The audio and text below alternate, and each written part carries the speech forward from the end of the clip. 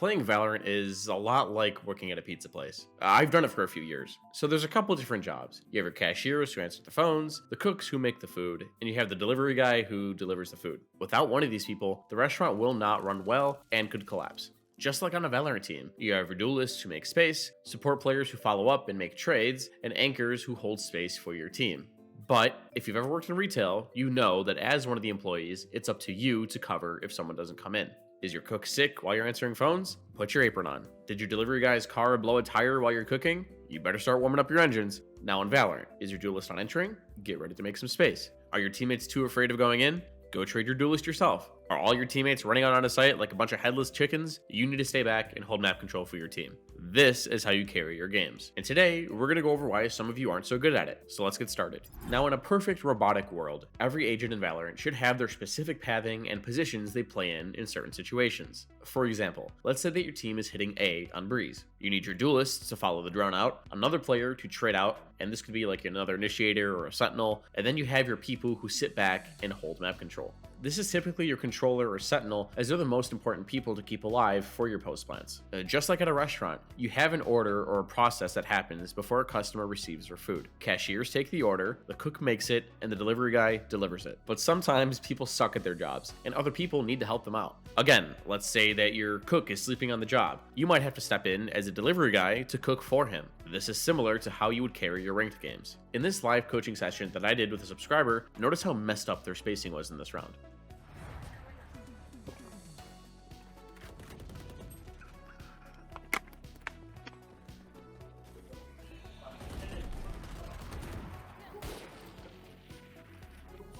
Well down, well down.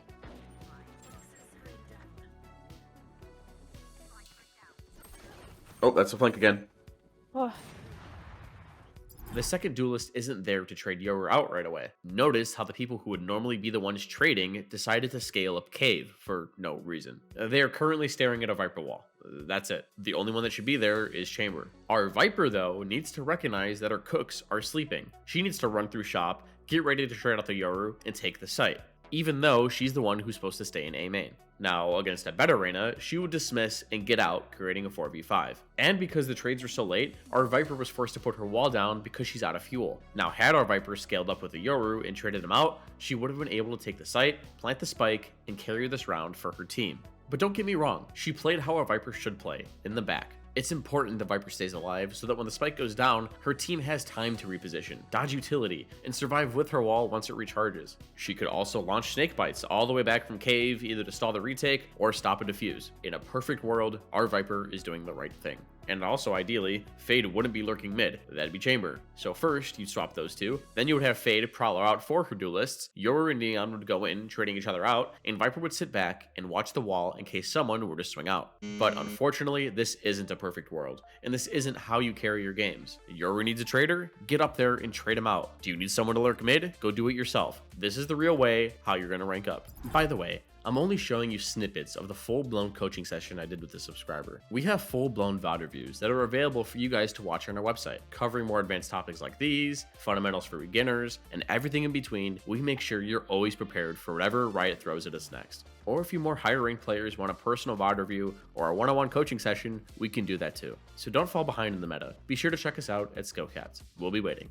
After explaining this to my student, the next round looked a lot better. Watch this. Neon decides to swing window and gets the opening kill. After that, our Viper decides to wall up, get behind a Neon, and win their team the round. She punishes this guy who tried to kill the Neon, and from there, it was a 5v3. And to top it all off, they had a nice high-low hold backside for the Viper later in the round. Now look at the minimap. Even though her teammates are all spread out across the map doing, I don't know, who knows what, our Viper recognizes that she needs to do somebody else's job this round. Had she played scared, or properly, she would be baiting her Neon and might have thrown the round. Especially if Neon realizes the Viper is baiting. This could lead to a whole list of problems. People could start fighting, get tilted, then the game is basically over. But regardless, this is a prime example of how you should be playing if you want to win your games. Now that you guys understand the order in which agents should be entering the site, it's important that we cover other ways of carrying. First, we're going to stomp out a really common stigma that goes around the Valorant community. And it's that if you lose, it's okay to just blame whoever's at the bottom of the leaderboard. I mean, no kills equals no skills, right? Wrong. Let's say, for example, that you're playing on Ascent and your Jett dashes into site every round. She follows a flash, she follows the recon dart, and she makes the space for your team. She whiffs and dies every round, but you get the trade on her every single time. She ends up going like 3-20, but you guys dominated the attack side, going 10-2.